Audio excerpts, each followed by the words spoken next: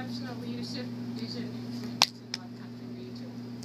I first met Bill when I started volunteering for the theater. I think Tommy Adams got me involved with the organization. I started walking around the building out of where I guess it was back here. And I'd see this guy walking around cutting the weeds one day, and I think he might be keeping the lawn before. One day he was up in the rafters, hanging up there, swinging around, fixing something. And I got to my first board meeting, I found out that the man was Bill. And he was one of the founders of the organization. He alternated between being president and treasurer. And he was a pretty interesting guy and pretty impressive. And when he saw something that needed to be done, he just did it. You know, he didn't complain or make a big stink about it. He just did what had to get done. And over the years, we became good friends, and I learned a few things about him I just wanted to share with everybody.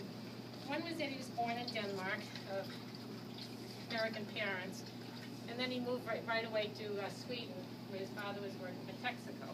And he had a good childhood there, and he developed his love of theater in Sweden when his older brother volunteered to be in a play, and they told Bill, who was only about 3 or 4 years old, that he could stand behind the stage and he was really quiet.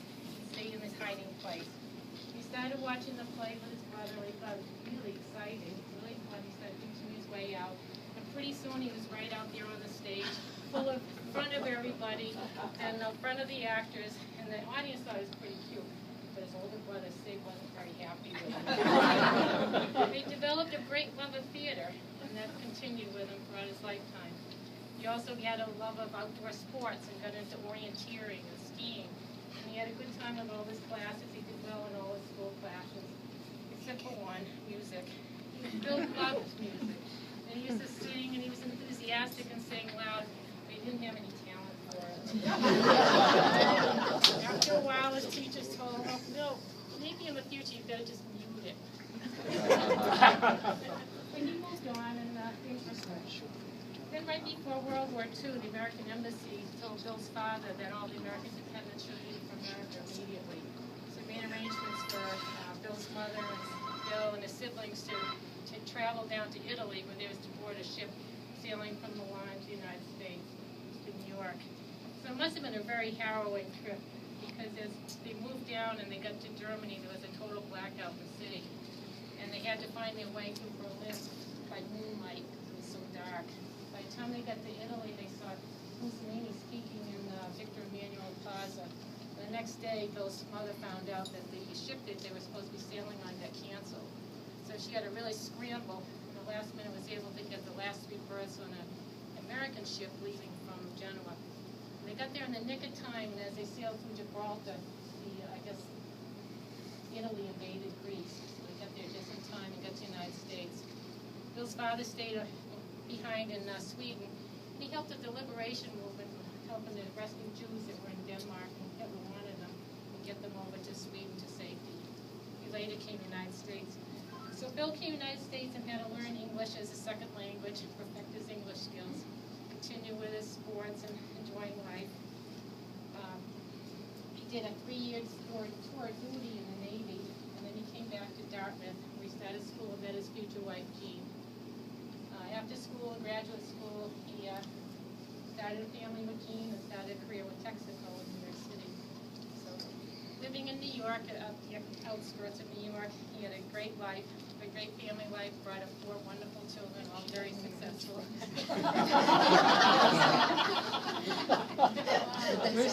I don't know. What do you say? And he started his career at Texaco, and things were good. He and his wife got very involved in the community. It seems to be something he just did in his life, always helping others. And they were formally recognized by their communities for their work down there, by the Scarsdale Lutheran Church, the Pleasantville Council of Churches, and the Westchester Boy Scouts and Girl Scouts. And then in 1986, he retired and came up to Lincoln, New Hampshire. Wonderful place to be. And again, he and Jean became very, very involved in the community, and they helped start the Upper Pemmons Fawcett Historical Society. They got involved with the North Country Chamber Players and their church. And around then, the president of Loon and some of the developers asked Bill if he would join them in starting an arts organization. So Bill agreed, and along with Ken Chapman and Dan McLeod, he agreed and became the first president of the North Country Center for the Arts. And Ken Chapman is still with the group, and he, I guess, still acts and is on the board, and Dan McLeod went on to become the commissioner of the state of New Hampshire Department of Cultural Resources. Then about 1998, Bill and Jean started the Hallager Fund with the Charitable Foundation. And this fund will be used to help with North Country Center for the Arts and other organizations throughout the state. And it became the first $1 million donor fund in the North Country region, so it's pretty significant. They'll also join the boards of the Littleton Hospital and the New Hampshire State Council on the Arts, so he's very, very active. The first year of the North Country Center for the Arts, they performed the Children's Theater under a tent, I guess over here in the empty lot. And it was very good. They drew up plans to build a new theater. Unfortunately, that was a time when we had the recession of the 90s. The developers that were hoping to help with the funding, they had a lot of financial problems, so it looked like that wasn't going to work. They were lucky to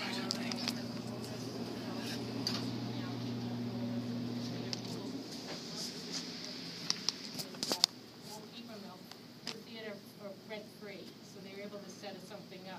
So Bill and his group got over there and they built a stage and a blue room for the actors and a ticket booth and a concession stand, bathrooms, and they got a nice working theater. They even got some old school auditorium seats, and Bill and Jean reupholstered them, so they had a really nice working theater. And they were able to transform this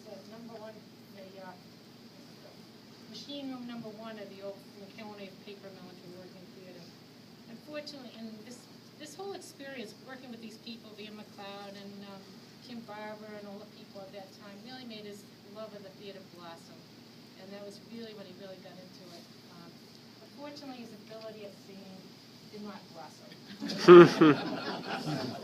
One day, Dan McLeod was standing next to him while they were singing the national anthem, and Dan heard him singing. And apparently at the end he leaned over to Jean and said, "Oh, I see what you mean."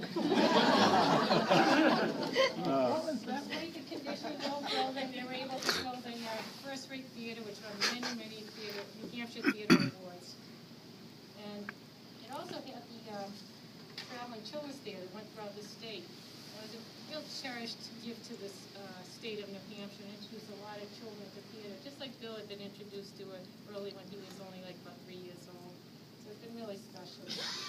During this time, Bill and Jean, going through all their efforts, they got formally recognized by their communities, by a lot of organizations, including the New Hampshire Charitable Foundation, the National Society for Fundraising Executives, the Lincoln Woodstock Chamber of Commerce, and the New Hampshire Theater Awards. Unfortunately, as the years went by, the building kept deteriorating, and we tried to get enthusiasm into building a new theater, but it was getting tough. Then the need became really urgent when the property was sold, and the plans were, and they still exist now, to build a big resort hotel on the site right over here. They would have a theater in it, but it would take years before that project was completed, and they needed a theater now. And it also didn't have enough storage room. So Bill checked with the school, and apparently the school did not want to partner to build a building. So he thought that the NCCA should check with the local selectmen in Lincoln to see if they could use a piece of property where the old whitewater treatment plant stood from the old paper mill. It was just an old rusting structure with a few pieces of equipment on it. The selectmen agreed in a town meeting. The citizens of Lincoln agreed to transfer the deed from this property over to the North Country Center for the Arts. That's where we stand now on that piece of property, so it was great. But the town insisted that they get paid for couldn't give it. No. Oh, $1? Oh. So it was at this time, people on the board will remember that in 2009, that Bill Hallager and the chairman of the North Country Center for the Arts, Brian Baker, came to our board meeting that we had in Lincoln, and they laid out their vision for a new theater, a new $2.5 million theater, for the year-round. And they were determined to get this done, even though it was one of the worst fundraising climates that people could remember in a long time. Very, very challenged. But they were determined they were going to get it done. By the middle of 2010, the whitewater plant was gone, and the foundation for this theater was poured. So it's coming along really good. So they worked really hard, and it was really tough getting the money to build this building. And at times, people got discouraged, and even Bill got very discouraged a few times. But Bill has the ability, when he gets like that, really discouraged, to pick himself up and keep pushing on. And putting on an optimistic face that spreads to other people. And that's what happened. With a lot of help from the community, with Bill and the community and all the volunteers, they were able to get it done. And on July 1st of this year, the theater was open, this beautiful building. It was a great goal, and it was thanks to Bill and his team. It's really good. All I can say now is it's not a bad achievement for a man with apparently no musical talent.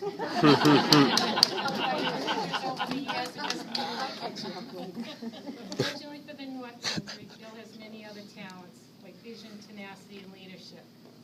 And lest we think that the Hallager Fund that Bill set up in 1998 was just for this theater. That fund gave out, over the years, gave out over $1.1 million in grants to 81 different organizations, 81 different grants to 45 different organizations in the arts, healthcare, education, and the environment. So he's done an awful lot for the whole state of New Hampshire.